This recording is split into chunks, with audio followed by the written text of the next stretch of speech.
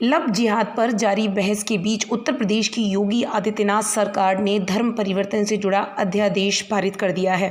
इस अध्यादेश में लव जिहाद का जिक्र नहीं है, लेकिन प्रावधान ऐसे हैं कि अगर कोई धर्म छुपाकर या किसी लड़की का जबरन धर्मांतरण कराता है तो उसके खिलाफ कार्रवाई होगी।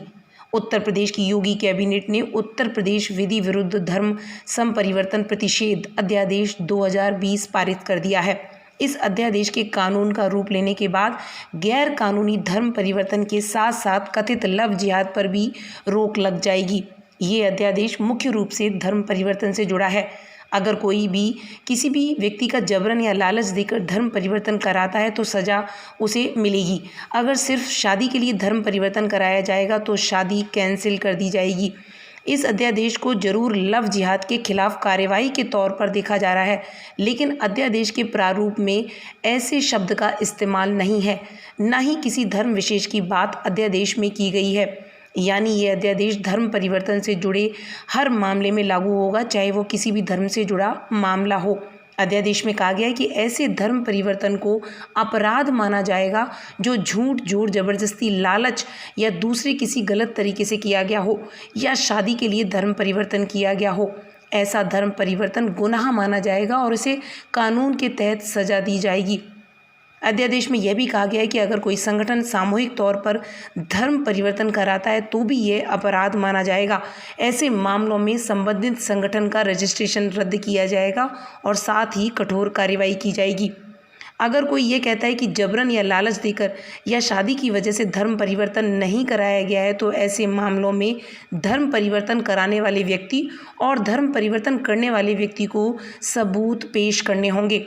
अगर सिर्फ शादी के लिए धर्म परिवर्तन किया जाएगा तो वह मान्य नहीं होगा। गौरतलब है कि यूपी की तरह ही मध्य प्रदेश सरकार भी लव जिहाद के खिलाफ कड़े कानून लाने की तैयारी कर रही है। मध्य प्रदेश सरकार ने अपने प्रस्तावित बिल में 5 साल की कठोर सजा का प्रावधान किया है और मामले गैर जमानती धाराओं में ही दर्ज होंगे, यह बात कही है। वहीं हरियाणा में निकिता तोमर की हत्या के बाद हरियाणा सरकार ने भी लव जिहाद के खिलाफ कानून लाने की बात कही है, लेकिन राजस्थान में इसको लेकर सियासी बवाल मचा हुआ है। वहीं लव जिहाद को लेकर कानून बनाए जाने को लेकर मुख्यमंत्री अशोक गहलोत ने कड़ी प्रतिक्रिया दी। उन्होंने इसको असंवैधानिक बताया। सीएम ने ट्वीट में लिखा, लव जिहाद बीजेपी की ओर से देश को बांटने और सांप्रदायिक सद्भाव को बिगाड़ने के लिए गढ़ा गया एक शब्द है। सीएम ने लिखा कि विवाह व्यक्तिगत स्वतंत्रता का मामला है, इस पर अंकुश लगाने के लिए एक कानून लाना पूरी तरीके से असंवैधानिक है। यह कानून किसी भी अदालत में स्टैंड नहीं करेगा। सीएम गहलोत ने एक के बाद एक ट्वीट किए। उन्होंने एक ट्वीट में लिखा कि लव में जिहाद का कोई स्थान नहीं है। ऐसे कानूनों के जरिए बीजेपी राष्ट्र में भय का वातावरण बना रही है, जहां असहमति व्यक्त करने पर राज्य की शक्ति की दया पर निर्भर होंगे। सीएम ने लिखा कि विवाह एक व्यक्तिगत निर्णय है और वह उस पर अंकुश लगा रहे हैं। यह व्यक्तिगत स्वतंत्रता को छीनने जैसा है। लेकिन आपको ये बताते चलें कि राजस्थान में पिछले 12 साल में 2 बार इस तरह का विधेयक बनाकर राष्ट्रपति को मंजूरी के लिए भेजा गया। राजस्थान की राजनीति के लिए यह शब्द नया नहीं होना चाहिए। राजस्थान में 2006 में पहली बार बीजेपी की वसुंधरा सरकार ने जबरन या प्रलोभन देकर धर्म परिवर्तन करवाने के खिलाफ विधेयक पारित करवाया था, मगर उस वक्त केंद्र में यूपी की सरकार थी और राष्ट्रपति भवन ने कुछ संशोधन का सुझाव देकर इसे लौटा दिया था। उस वक्त कांग्रेस ने विधानसभा में जबरदस्त इस बिल का विरोध किया था।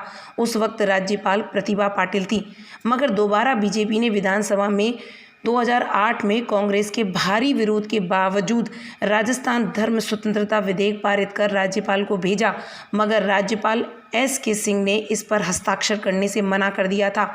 बाद में लगातार 3 बार इस विधेयक को राजभवन भेजने के बाद राज्यपाल ने इसे मंजूरी दी और तब इसे राष्ट्रपति भवन भेजा गया। उस वक्त राष्ट्रपति प्रतिभा पाटिल ने विधेयक पर हस्ताक्षर करने से मना कर दिया। सब जानते हैं कि सनातन भारत की परंपरा में विवाह एक धार्मिक और सामाजिक मान्यता प्राप्त संस्कार है। ये केवल व्यक्ति की स्वतंत्रता तक सीमित नहीं है और इसलिए मुझे लगता है कि जिस तरीके से उन्होंने भारतीय जनता पार्टी पर आरोप लगाया है, ये बेबुनियाद है। किस तरीके से इस्लामिक आतंकवाद के एजेंडे में लव जिहाद का शिकार होकर हमारी अबोध बच्चियां इस देश में उत्पीड़न का शिकार होती हैं, ये जगजाहिर है, सबके सामने है। ऐसी परिस्थितियों में उनका ये बयान निश्चित रूप से एक ओछी मानसिकता का परिचायक है।